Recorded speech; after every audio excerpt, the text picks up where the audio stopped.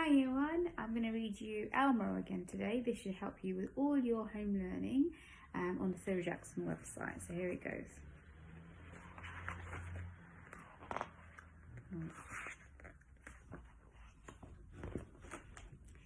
Alma, the Patchwork Elephant, was bored.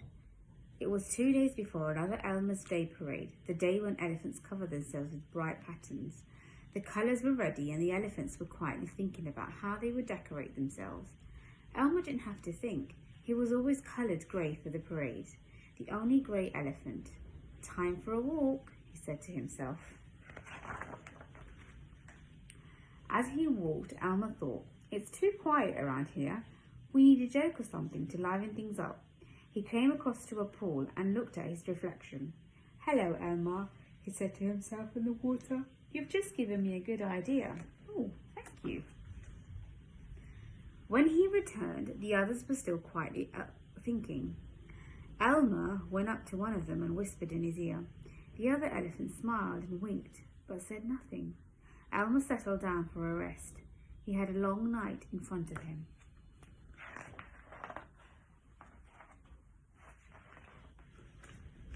When night fell, Elmer waited until the others were asleep. Then, taking care not to wake them, he set off to work. Before sunrise he had finished, and he tiptoed off to another part of the forest to sleep for what was left of the night. In the morning, the first elephant to wake looked at his neighbour and said, "Good morning, Elmer."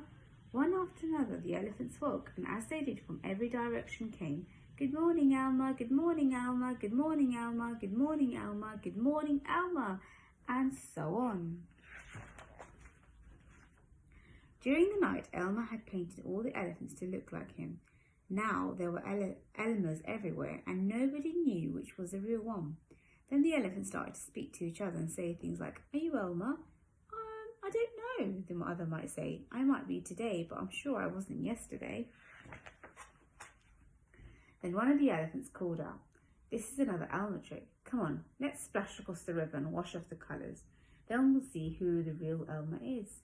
The elephants raced to the river and splashed and splashed their way to the other side.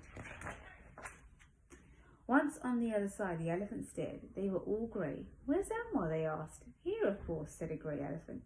"Don't you recognise me?" "But you're the same colour as us," gasped the others. "So I am," said Elmer. "Wonderful. I always wanted to be like you." "This is awful," said another elephant. "Elmer can't be like the rest of us. Things won't be the same without an Elmer." "Well, there's nothing I can do about it," said Elmer, "unless—" "What?" said the others.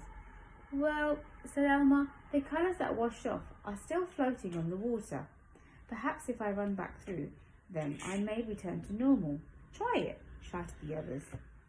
"Try anything to get your colours back." "Yahoo!" called Elmer, and he raced across the river and vanished into the trees on the other side. Almost at once he reappeared, puffing and panting, but once again in his bright patchwork colours. "Hooray!" cheered the elephants from across the river. "It worked! We've got our Elmer again." With that, the elephants started chanting, "Elmer, Elmer, Elmer." Beside Elmer, another elephant suddenly appeared out from the trees. "Did you call?" he asked. The other elephants went silent and stared. This other elephant was soaking wet as if he had just run across the river. On top of that, both Elmer and the other elephant were laughing. "You tricked us," said one elephant to the wet grey elephant. "You were working with Elmer and pretended to be him. We should have known Elmer's colours wouldn't wash off. It's another Elmer trick." With that, the whole herd of elephants burst out laughing, and running back into the river, they started to splash the two Elmers and each other, and once again they chanted, "Elmer, Elmer, Elmer," until the whole jungle shook with their noisy game. The end.